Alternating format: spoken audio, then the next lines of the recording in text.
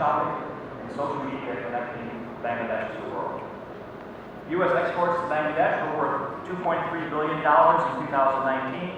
They took a bit of a hit in 2020 because of COVID, but two-way trade is now growing again, like anything planted in the fertile soil of Bangladesh, with a total value in the first 9 months of this year 33% greater than the same period last year.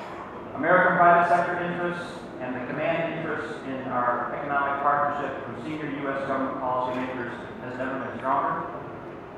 Last night, I participated in a virtual town hall with the U.S. Bangladesh Business Council, recently inaugurated by the Honorable Prime Minister. In addition to American and Bangladeshi business leaders from some of our largest companies, we were joined by Don Lu, Assistant Secretary of State for South and Central Asian Affairs, and H.E.Earl, Deputy Assistant Secretary for Public Diplomacy and Bangladesh, Bhutan, Maldives, Nepal, and Sri Lanka. And Kelly was just in Dhaka 2 weeks ago and met with Advisor Rahman and many people in this room.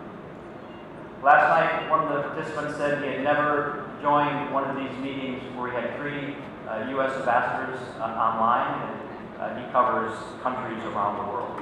It just shows the enthusiasm and the optimism on the potential of our economic. 3 million taka to support rural hospitals, and 3 million taka to support farm families whose livelihoods were disrupted.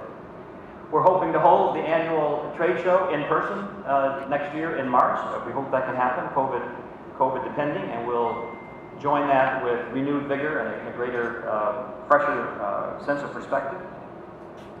I'm also celebrating an anniversary. This is my 3rd year as U.S. Ambassador in Bangladesh.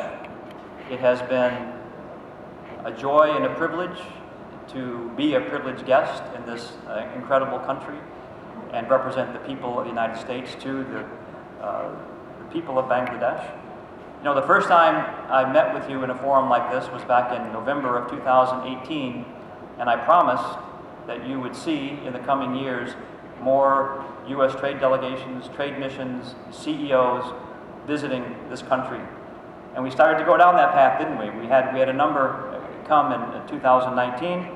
We had the Assistant Secretary of Commerce, Ian Steph, here, and then COVID hit.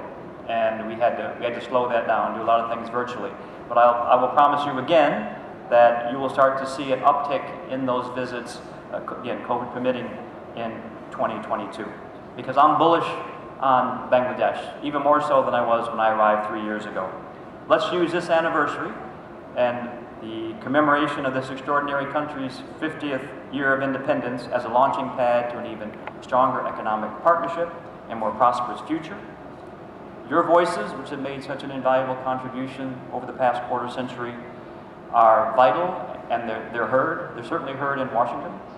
You have the access and you have the influence to improve the business environment for American investors who want and need to be here. In conclusion, let me add that no nation can truly reach its potential, economic and otherwise, without the participation of its entire population.